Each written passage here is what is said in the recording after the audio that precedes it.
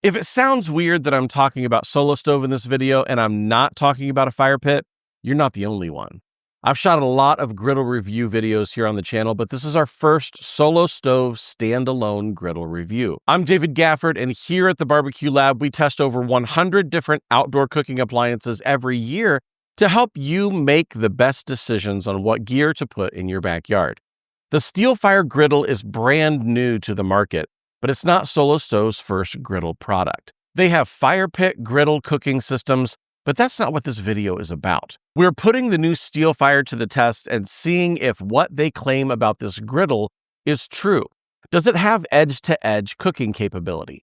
Can it truly heat up fully in 7 minutes where you can cook a smash burger? Is the stainless steel griddle top easier to clean and maintain than a Blackstone? We'll tackle all of that and more, as well as addressing the elephant in the room. But first, let's start with a disclaimer. This is not a sponsored video. No money has changed hands. I didn't get a script for this video, nor did I submit a version of this video to Solo Stove for approval. They did send us this demo unit for us to put to the test, but this isn't sponsored, and my opinions are my own. If that kind of video is for you, let's get started with exactly what the Steelfire griddle is all about. The Steelfire is a stainless steel griddle that's designed in an oval shape. If you've looked at a Blackstone, Weber, Pit Boss, or basically any other griddle on the market, they're all rectangles. The Steelfire is oval, which is a huge departure from the norm right out of the gate. While other brands of griddle are largely rectangular in nature, often most really only heat an oval pattern on the metal. This is a competitor's griddle on the screen, and you can see that the heat is oval and doesn't really cover the corners. With the Steelfire, there aren't any corners, but that also means that it can be hard to figure out where to place things. Griddle top itself is a multi-ply griddle, with the top layer being 304 stainless steel. We can say that this is a stainless steel griddle, and by that, I mean that the cooking top is stainless. The cart is not stainless, and there are other parts that appear to be powder-coated, but a stainless top is truly changing the game for the under $1,000 griddle market. Most outdoor griddles are made of cold-rolled steel or cast iron, which are notoriously hard to keep seasoned so they don't rust. 304 stainless doesn't rust, so this is a category disruptor in my eyes. The Steelfire is available as a standalone griddle that you can use on a tabletop, or you can pick it up as a cart model. In my opinion, the cart is really only a minor player in the decision. The Steelfire just sits on the cart, it's not attached. The griddle easily comes off and on, it's easily transported to a vehicle to take places like a picnic pavilion.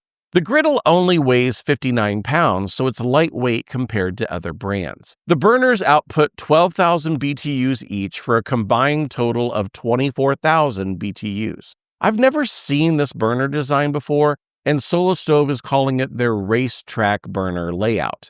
I like that Solo Stove has included peepholes in the design so you can see when the burner's light. To see if it lives up to the edge-to-edge cooking promise, it's time to fire up some cooking tests. In just a minute, we're going to test some of the claims that Solo Stove has made about this griddle, and I'll give you a couple of promo codes you can use to save some money.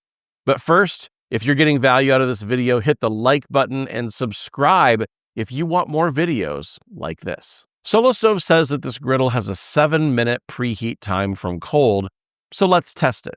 We ignited the griddle, set it to high, and had the ThermalWorks time stack with a 7-minute countdown. At the 7-minute mark, here's the readings we got from the ThermalWorks Pro Surface ThermaPen. In the middle, we're getting in the 450s. Around the edges of the griddle was a bit less, from around 410 down to 390. But overall, in 7 minutes, the highest temps we recorded were in the 460 plus degree range, so for sure, hot enough to griddle. To test the searing capability, we did a round of smash burgers using our favorite smasher, the Sasquatch.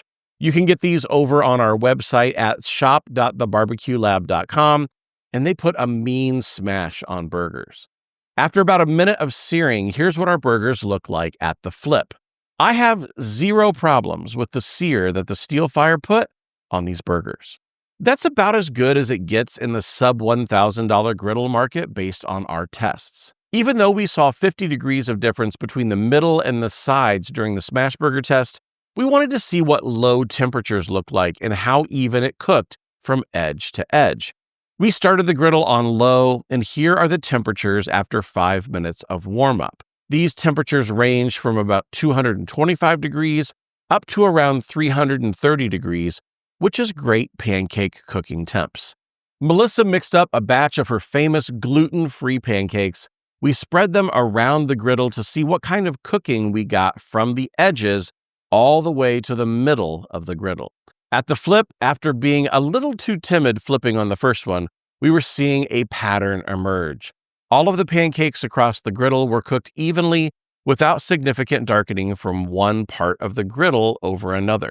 I think their claim of edge-to-edge cooking is verified by us here at the Barbecue Lab, and these pancakes are Exhibit A. We're going to cook some hibachi up next and talk about the elephant in the room for this griddle, but first I want to pass a question off to you. What's the #1 challenge you face with outdoor griddles? We posted this question on our YouTube community tab about a week ago, and we want to hear from you.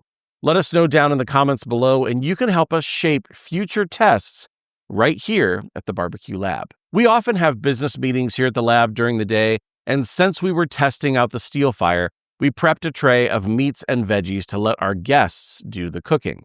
We let 2 guests cook at a time, and there was plenty of room for that on this griddle. The one drawback that we found was that there really wasn't enough side shelf room for all of the meats, veggies, and sauces for 2 cooks at a time. We had our guests holding bowls of meat, and that just wasn't ideal. The griddle worked out great, but we all wish there were more side shelf space available. It was fun seeing all of the creations that each person made, and I love that I didn't have to cook lunch for this meeting. If there was anyone who didn't like what was for lunch, I can't blame me. Now, we get questions all the time about how easy a griddle is to clean, so we want to show you what it was like to clean the Steelfire. I always start by dropping some ice cubes on the surface to let steam do the heavy lifting. I'll move the ice around and gently scrape the stuck bits off the top.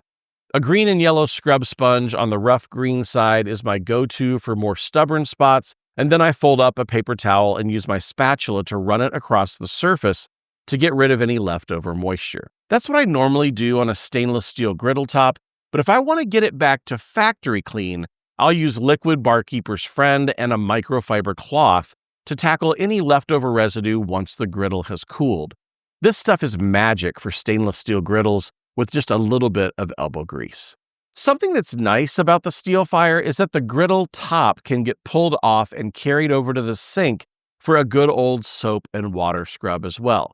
In my opinion, there's a clear elephant in the room when it comes to the Steelfire. You might see it differently, and that's okay with me, but the elephant that I think we need to address is the price. At the time of this video, the Steelfire griddle is offered at $899 for the griddle itself and $1199 if you add the cart as well. That's more expensive than the Traeger Flat Rock, Camp Chef Gridiron, Blackstone Omnivore, and just about every other griddle that we've tested in last year's Griddle Roundup.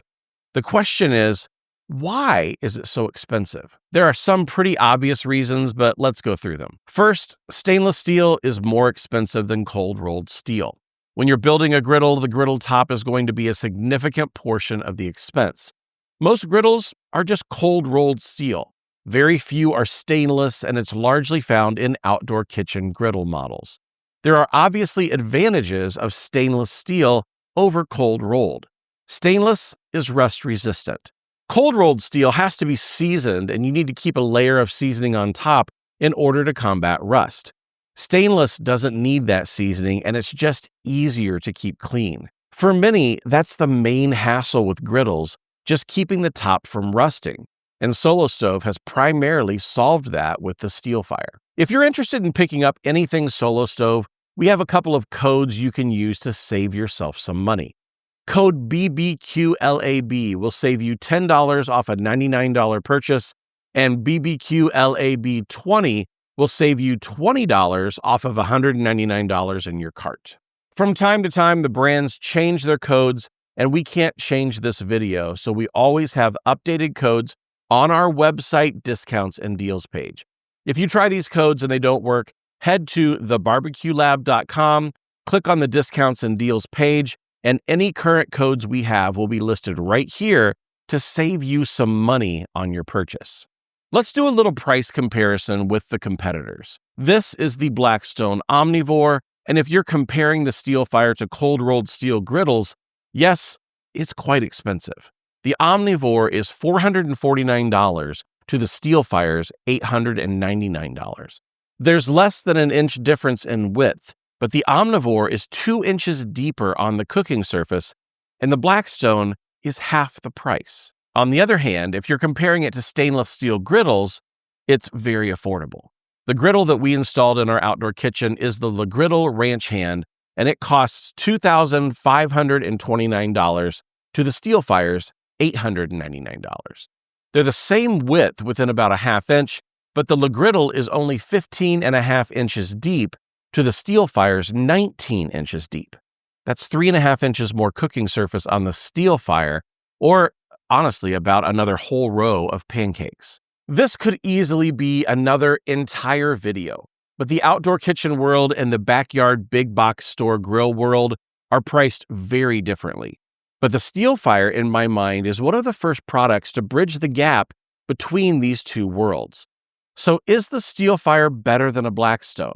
In our tests, I got more even heating across the surface, a better sear on a smash burger than I've had on a Blackstone, and it cleans up easier when I'm ready to shut it down. That makes it technically better than a Blackstone for me. Does that justify the price at double the cost? Well, that's for you and your wallet to answer, since you get to vote with your money. At the end of the day, it's your purchase that tells this company if you like what they designed and think it's worth what they're charging. I can help save you a couple bucks with the codes on the screen or on our discounts and deals page on thebarbecuelab.com, but the call is yours. I'm David with the Barbecue Lab. The pancake maker extraordinaire and camera person is Melissa. Thanks for watching, and both of us can't wait to see you on the next one.